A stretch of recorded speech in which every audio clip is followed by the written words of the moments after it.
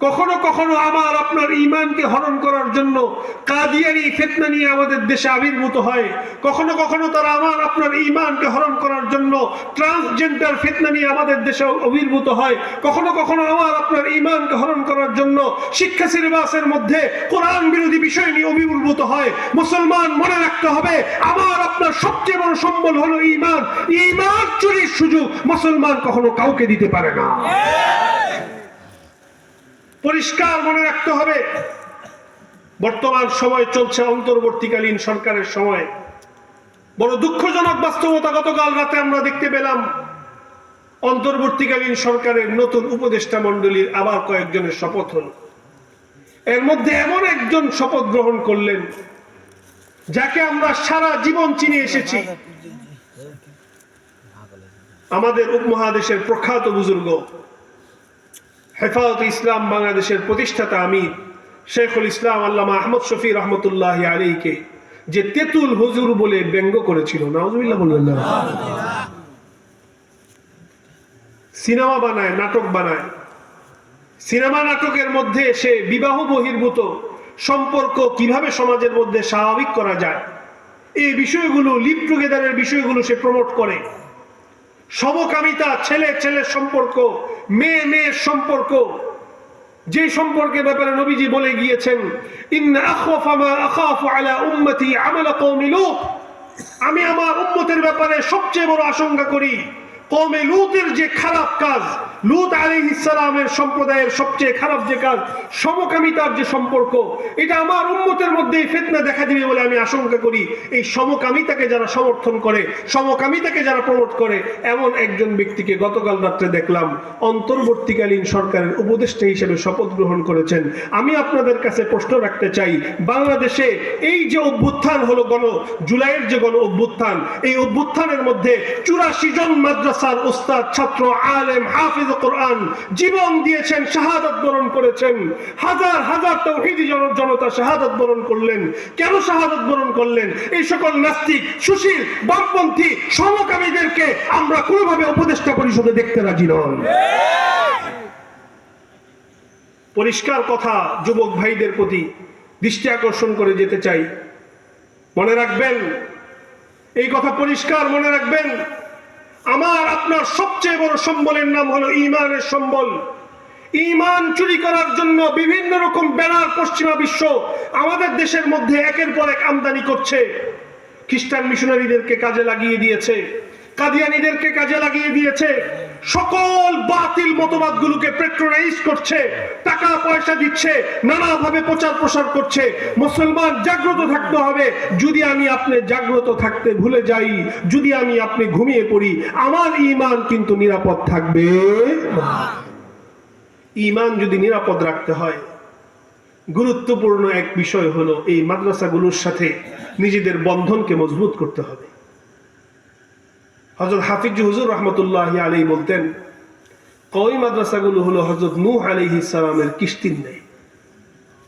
ওই সময় যে বন্যা দেখা গিয়েছিল, বন্যার মধ্যে, মহাপ্লাবনের মধ্যে যারা নূহ আলাইহিস সালামের কিস্তির মধ্যে উঠেছিল, আল্লাহ তাআলা তাদেরকে নিরাপদ রেখেছিলেন। বর্তমান যে ফিতনা ফাসাদের যুগ, এই ফিতনা ফাসাদের যুগে যারাই কওমি মাদ্রাসাগুলোর সাথে নিজেদের বন্ধনকে টিকিয়ে রাখবেন, হয়তো কওমি মাদ্রাসায় নিজেরা খেদমত করবেন, কওমি মাদ্রাসায় নিজের সন্তানকে দিবেন, কওমি মাদ্রাসায় নিজের মেধা দিবেন, কওমি মাদ্রাসার সাথে নিজের শ্রম দিবেন, কওমি মাদ্রাসার সাথে নিজেকে পরিশ্রম দিবেন, নিজের বুদ্ধি দিবেন, নিজের ভালোবাসা দিবেন। যে কোনোভাবে যারা কওমি মাদ্রাসার সাথে নিজেকে সম্পৃক্ত রাখবেন, আশা করা যায় আল্লাহ তাআলা এই ফিতনা ফাসাদের যুগেও তাদের ঈমানকে নিরাপদ রাখবেন। সুবহানাল্লাহ।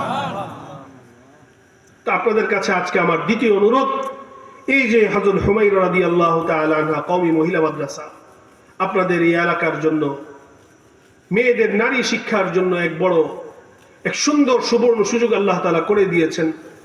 আপনারা এই মাদ্রাসাগুলোকে, এই মাদ্রাসা সহ আরো যত প্রতিষ্ঠান আছে, এই প্রতিষ্ঠানগুলোকে অন্তর দিয়ে মহব্বত করবেন, ভালোবাসবেন। এই প্রতিষ্ঠানগুলোর সাথে আমৃত্যু নিজেদেরকে জড়িয়ে রাখতে রাজি আছি তো ইনশাআল্লাহ।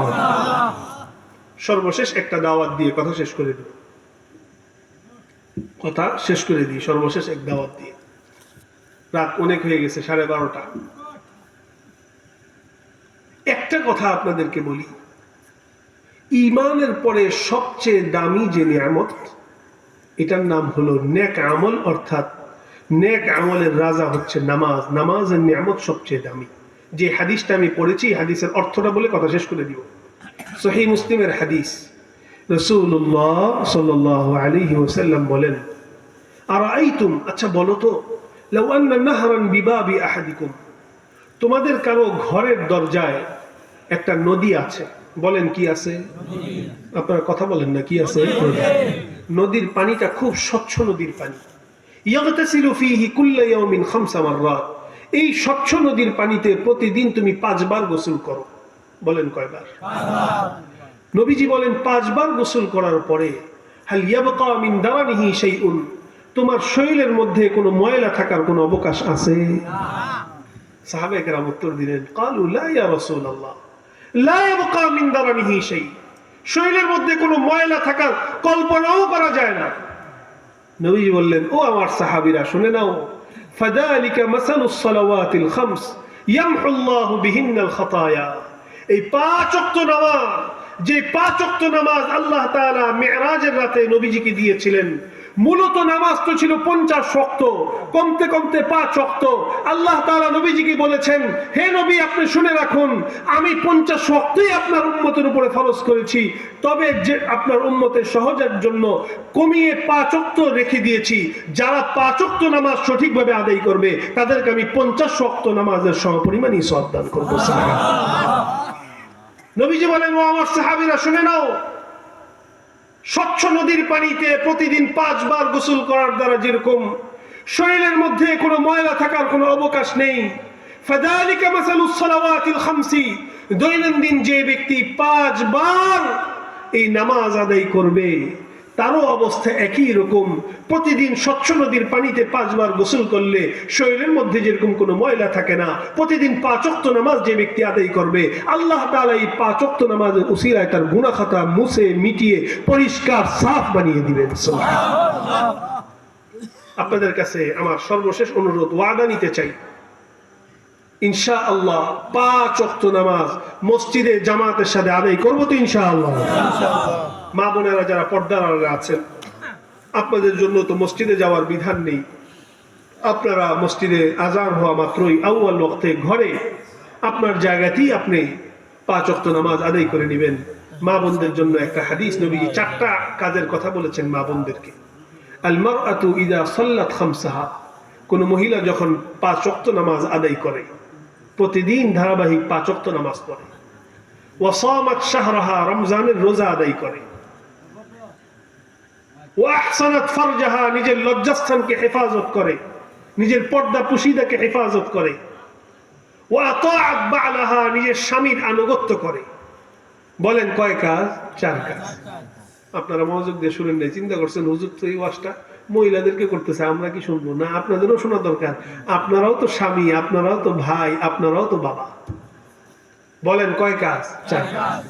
5 ওয়াক্ত নামাজ, রমজানের রোজা, পর্দা পশিদা, নিজের লজ্জাস্থান হেফাজত করা, স্বামীর আনুগত্য করা। এই 4 কাজ যেই মহিলা করবে, রাসূলুল্লাহ সাল্লাল্লাহু আলাইহি ওয়াসাল্লাম বলেন, ফালতাদখুল মিন আইয়ি আবওয়াবিল জান্নাতি শাআত, আল্লাহ তাআলা তাকে এত বেশি কবুল করবেন, কাল কিয়ামতের ময়দানে জান্নাতের সবগুলো দরজা তার জন্য খুলে দেওয়া হবে, যেই দরজা দিয়ে ইচ্ছা সেই দরজা দিয়ে সে জান্নাতে প্রবেশ করতে পারবে। আপনাদের কাছে এই অনুরোধ, আল্লাহ তাআলা আজকের এই মজমাকে কবুল করেন। আল্লাহ তাআলা আমাদের দ্বীনি সকল মার্কাজগুলোকে আল্লাহ তাআলা সকল প্রকারের ফিতনা ফাসাদ, শুরুর ফিতান থেকে আল্লাহ তাআলা হেফাজত করেন। আমিন।